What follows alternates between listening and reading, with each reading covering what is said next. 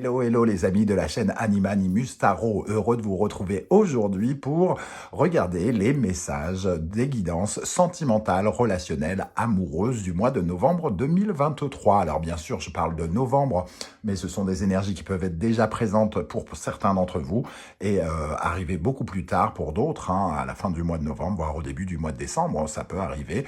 Nous n'évoluons pas tous à la même vitesse dans notre vie. Voilà pourquoi ça parle de façon euh, un peu plus large qu'un mois. Je vous rappelle bien sûr d'avoir beaucoup de discernement par rapport à ces lectures. Je ne peux pas adresser de messages à tout le monde de la même façon, bien évidemment. Donc vous prenez uniquement les messages qui vibrent avec ce que vous vivez. Vous n'hésitez pas à adapter mon vocabulaire à votre situation et surtout, si ça ne vous parle pas, n'hésitez pas à aller voir votre signe ascendant ou votre signe Vénus, si vous le connaissez. Et sinon, allez voir ailleurs, chez d'autres confrères ou consoeurs, peut-être. N'oubliez pas que dans la barre d'infos, vous trouverez mon adresse email si vous désirez des renseignements pour les tirages personnalisés. Vous trouverez également différents liens qui vous mèneront vers les guidances que j'ai effectuées pour votre signe récemment, comme quelle est la bonne surprise qui vous attend en novembre, la guidance générale du mois de novembre et les messages que vos guides cherchent à vous adresser. On se retrouve dans un instant avec votre signe. En tout cas, à tout de suite. Hello, hello les amis Lion, ascendant Lion, signe lunaire et vénusien en Lion. Bienvenue pour cette guidance sentimentale, relationnelle, amoureuse du mois de novembre 2023. Alors bien sûr, ça peut parler à certains d'entre vous dès à présent et parler à d'autres à la fin du mois de novembre, voire au début du mois de décembre. Donc n'hésitez pas à revenir sur ce tirage si toutefois il ne vous parlait pas dès à présent. Je vous conseille de toute façon toujours de regarder la vidéo de votre signe ascendant et de vos signes lunaires et vénusiens si vous les connaissez, pour avoir de plus amples détails et pourquoi pas recevoir un autre message qui vous parlera peut-être plus que celui-ci. N'oubliez pas que je ne peux pas parler à tous de la même façon, donc vous prenez uniquement les messages qui vibrent et vous laissez les autres. Et si toutefois ça ne vous parle toujours pas, vous passez à une autre vidéo tout simplement. Allez, on y va. On regarde ensemble l'énergie qui vous accompagnera en novembre 2023. N'oubliez pas de liker, de partager et de vous abonner à la chaîne. Vous avez la force qui apparaît inversée ici. La force, elle nous parle de perte de contrôle, de fatigue, d'épuisement. Peut-être que vous mettez actuellement les bouchées doubles à quelque chose. Vous êtes peut-être surmené, vous travaillez trop, vous avez trop de choses à faire. Vous perdez un petit peu, entre guillemets, vos moyens dans tout ce qu'il y a peut-être à gérer, tout simplement. Parce que la force, c'est... c'est de mettre toute sa force un peu partout et finalement l'épuiser ou mal la canaliser. La force inversée nous parle donc de fatigue physique, elle nous parle de perte de confiance en soi parfois, elle peut nous parler aussi de perte de contrôle de ses nerfs, donc se mettre en colère, être totalement impatient, mettre son excitation entre guillemets dans de mauvaises choses. C'est un peu une énergie entre guillemets de feu et la force inversée c'est l'incendie quoi. Ça vous crame. Il y a quelque chose qui peut tout cramer entre guillemets, donc il faut toujours faire attention. La force inversée elle peut tout faire exploser, donc aussi bien vous que les énergies qui vous entourent. Relationnellement vous pouvez rentrer en conflit avec tout le monde parce que peut-être justement vous avez plus beaucoup de peps par exemple. Donc ça va dépendre comment vous vivez les choses actuellement, ce que vous vivez. Soit vous êtes dans des conflits parce que vous êtes à bout de nerfs ou des conflits vous fatiguent, ou soit vous entrez dans les conflits assez facilement parce que justement vous ne savez pas trop contrôler les choses. Et quand on est fatigué, évidemment, il suffit de pas grand-chose pour nous titiller pour que ça nous envoie pas, pour qu'on envoie balader, surtout un lion notamment. Donc ici, on voit que il va falloir peut-être essayer d'aller dans la direction du pendu qui est juste après, pour lâcher prise un petit peu, accepter qu'on ne peut pas être partout, qu'on ne peut pas tout faire, qu'on ne peut pas avoir le contrôle sur tout, et savoir un peu peut-être se détendre, relâcher un peu son esprit et relâcher un peu son corps pour que ça ne soit pas que tension. Parce que la force inversée, elle crée de la tension en soi ou dans nos rapports aux autres. Et là, comme on est dans un domaine sentimental, amoureux, relationnel, voilà, ça peut être un peu explosif. Alors, avec le tarot Tzigane de Chalai, qui a été réédité par les éditions Trajectoire, je le dis parce que je les félicite, c'est une super méga idée. Il n'était pas réédité depuis je ne sais pas combien de temps. Il était introuvable et moi, je voulais absolument l'avoir. Et donc, je l'ai, ça y est. Kukan. Ici, nous avons Kukan. Donc, il y a quelque chose que vous avez envie de construire ici, puisqu'on sent une forte protection avec ces 3 déesses. C'est comme si vous aviez actuellement les armes intérieures ou extérieures pour vous protéger, pour vous mettre à l'abri, pour concrétiser les choses, pour construire quelque chose. Construire votre vie sentimentale, professionnelle ou autre. En tout cas, peut-être que ça occupe beaucoup de votre temps et que vous êtes épuisé ici dans l'idée de construire, consolider quelque chose, de vous mettre à l'abri, vous mettre en sécurité ou mettre en sécurité votre famille, par exemple. Il peut y avoir des préoccupations financières, des préoccupations immobilières avec cette énergie de Kukai notamment, de Kukan, pardon. Donc on voit par contre 3 déesses ici qui nous disent qu'on est protégé, en tout cas pour l'instant. Mais nous, on met les bouchées doubles pour peut-être accéder plus rapidement à cette concrétisation, à cette construction. Et on y laisse peut-être un peu de plume. Alors, avec le tarot des passages, pardon, nous avons l'énergie des amoureux, des choix à faire, des chemins à prendre ici. Il y a peut-être aussi beaucoup de choses à faire, beaucoup d'orientations à prendre entre la multiplication que peut représenter les amoureux, tout ce qu'on a envie de faire. Je pense qu'avec cette force ici, il y a des choses que vous ne voulez pas laisser faire par les autres peut-être, parce que les amoureux nous disent que vous avez envie, vous savez ce que vous voulez, entre guillemets, et vous faites des choix, donc vous voulez participer à ces choix quelque part. Et nous avons le 8 de bâton. Beaucoup de mouvements, beaucoup d'actions.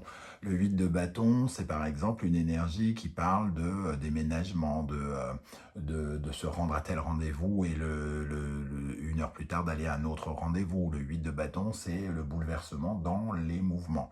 Plein de gestes, plein de choses à faire, plein de voyages, de voyages en voiture, en moto, en je sais pas quoi. Le 8 de bâton, c'est le mouvement j'allais dire brusque, non, répété et rapide, quelque chose qui se précipite, entre guillemets, et que l'on doit gérer. Donc on voit avec ce 8 de bâton que peut-être que c'est le fait de beaucoup circuler à droite, à gauche, de gérer ceci, de gérer cela. C'est plein de projets peut-être en même temps, une vie active, une vie familiale, tout ça, et finalement, il ne fait pas forcément bon être à vos côtés peut-être actuellement parce que vous devez être sur les nerfs quelque part, à tout gérer et avoir l'impression peut-être que c'est à vous de tout gérer aussi parce que ici, Kukan, il assume ses responsabilités, il pense suffisamment être protecteur. C'est un peu comme si vous pensiez être le patriarche, celui qui doit protéger tout le monde. Peut-être pas super-héros, mais presque, qui doit protéger tout le monde. Vous sentez le devoir de protéger tout le monde. Alors peut-être que vous faites votre part, mais que vous faites aussi celle de d'autres personnes, par exemple, sans écouter trop leur avis, parce que vous savez exactement quels sont vos choix, qu'est-ce que vous voulez faire. Ok, avec l'oracle de l'astrologie de la lune noire, nous avons l'énergie, la rétrogradation de Mercure, la réinvention.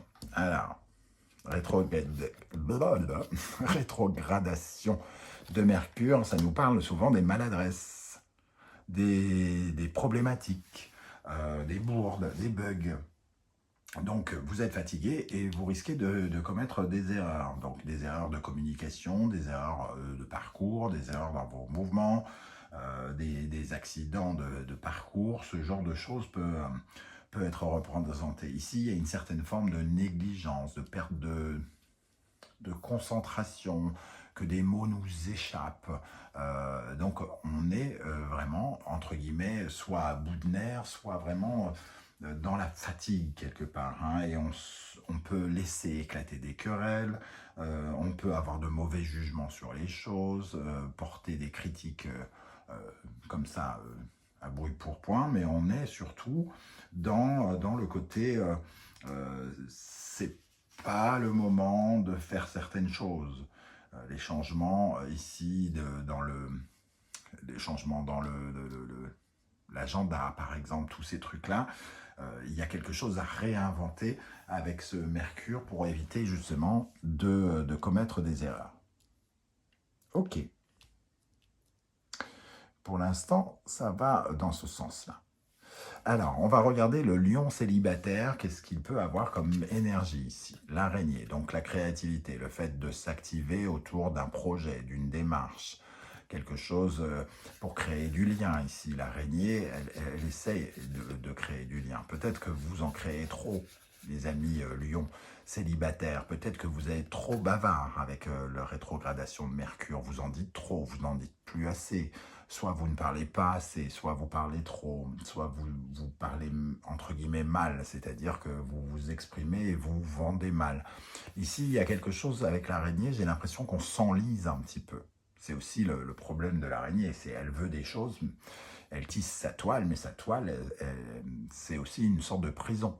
C'est le seul endroit où elle est censée se sentir, comment dire, en sécurité. Et il semble avoir une problématique ici pour communiquer correctement avec l'araignée. On s'enlise un petit peu dans sa façon de faire et on se vend peut-être mal, donc il y a un côté un peu stérile, comme si on tissait notre toile pour pas grand-chose. Le côté extrêmement éphémère ici de l'araignée et de la toile que je ressens. Donc faites peut-être plus attention à retrouver votre concentration, à être dans une communication fluide qui va à double sens, mutuelle et respectueuse, dans la bienveillance aussi.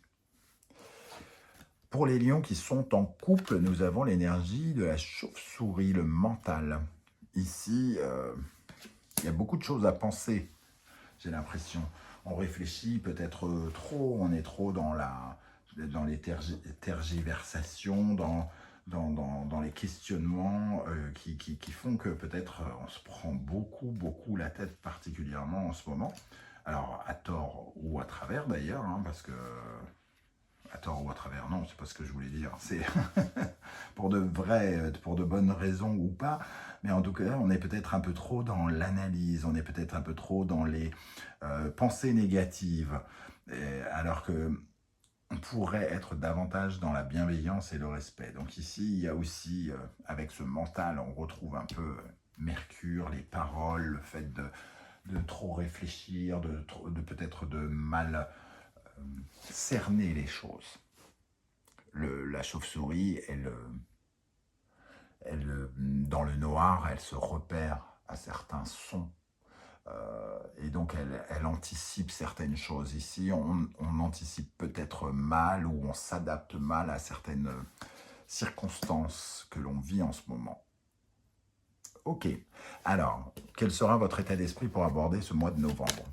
La force. On retrouve cette force, hein. Donc, un rapport de force, mettre les bouchées doubles, quelque chose qui demande beaucoup d'énergie et qui peut vous en bouffer beaucoup, et donc qui, semble-t-il, est mal canalisé, des énergies qui sont mal canalisées, qui s'évaporent à la vitesse grand V. Donc, peut-être un besoin de repos ici, hein. Le boomerang vient nous dire que chaque maladresse, chaque bourde, chaque perte, chaque manque de sommeil se paye. Il y a un retour de bâton. C'est vraiment ce que je ressens avec ce boomerang qui vient casser des choses. Un peu comme si vous étiez tellement fatigué que vous essayiez de ranger des cartons et que vous les fassiez tomber, quoi, par exemple. Et qu'il y a une certaine forme de maladresse, une certaine forme d'irritabilité peut-être aussi, d'impulsivité, quelque chose qui est un peu comme si vous étiez un peu comme de la dynamite, hein, prête à exploser. Qu'est-ce qui se passe en face de vous, qui vient vers vous? Le jugement.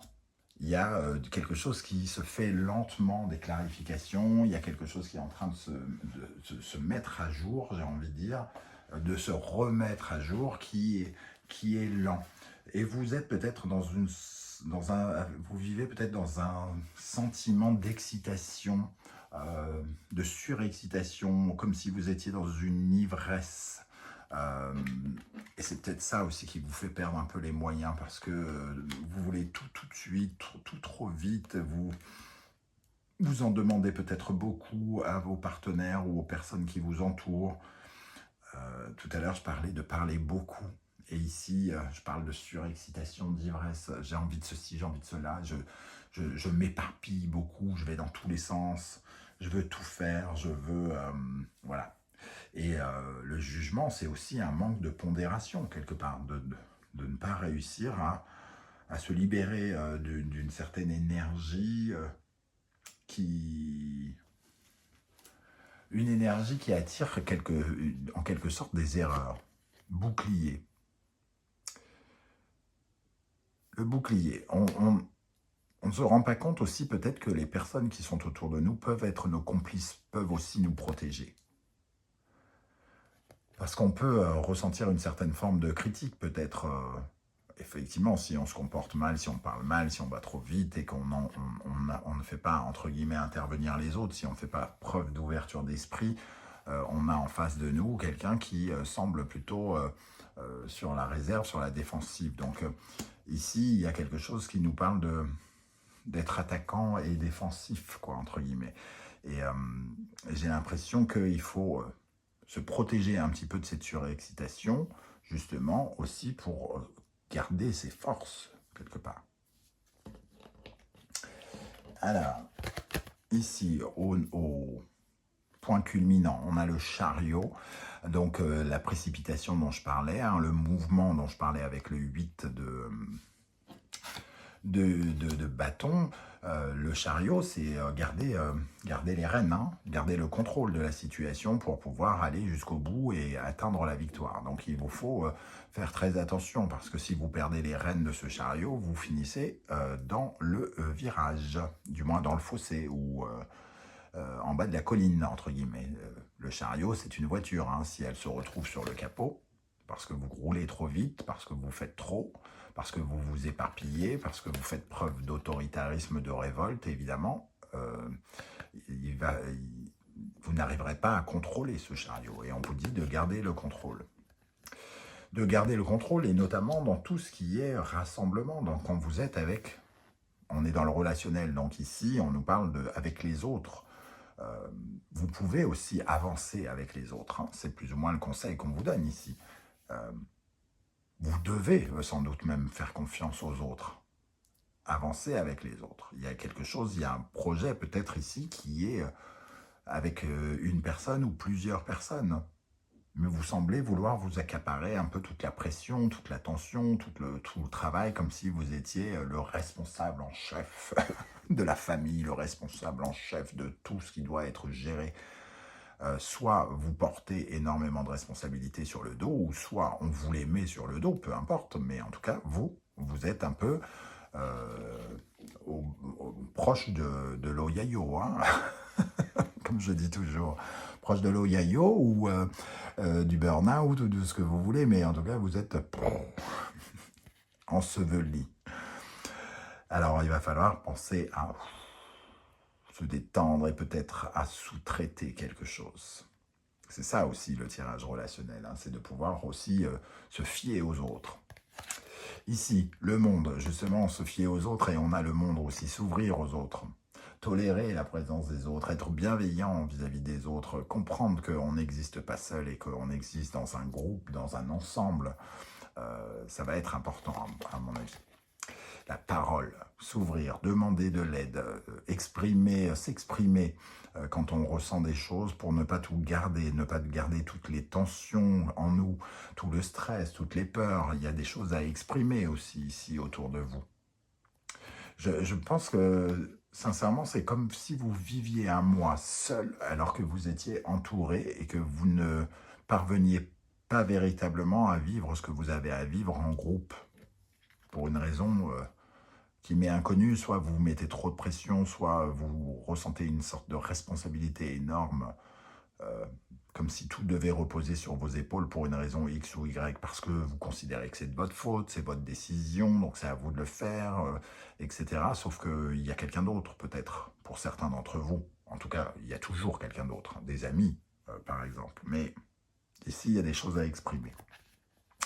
En synthèse de ce tirage, nous avons l'énergie du pape. Bon, ben voilà, c'est la synthèse, donc ça va véritablement dans ce sens. L'ami, le soutien, l'expertise de quelqu'un d'expérimenté, où on peut avoir besoin de soutien, d'aide ici, pour trouver des solutions, pour nous aider, pour avoir des remèdes.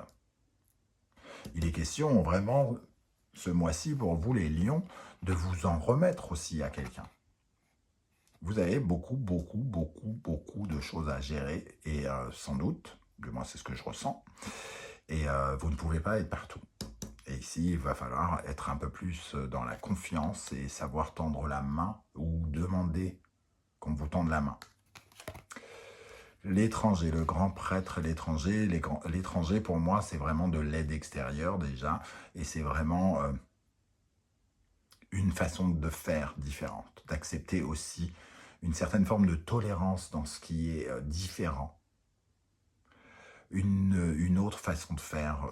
Là, vous voulez gérer les choses à votre façon parce que vous savez ce que vous voulez, mais il est question aussi peut-être d'écouter quelqu'un qui a des pensées différentes, qui va faire différemment, mais qui peut être aussi à votre...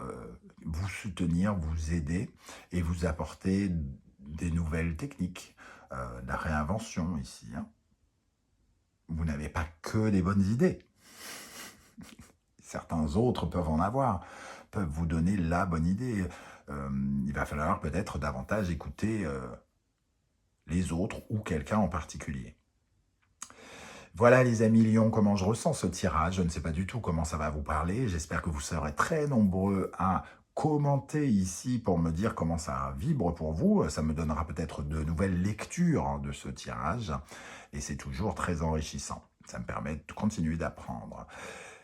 N'oubliez pas de liker, de partager, de vous abonner et de commenter, c'est très important pour la chaîne. Si vous ne voulez pas étaler votre vie sur YouTube, ce que je peux tout à fait comprendre, vous le savez désormais, vous mettez un emoji en commentaire, hein, juste un emoji pour me dire que vous étiez là, et ça sera déjà très bien, je pourrais vous saluer. On se retrouve très vite pour une guidance 100% professionnelle, vie quotidienne. En attendant, prenez bien soin de vous les amis Lions. Merci d'être là et pensez un petit peu à vous reposer. À très bientôt, ciao ciao. Oups.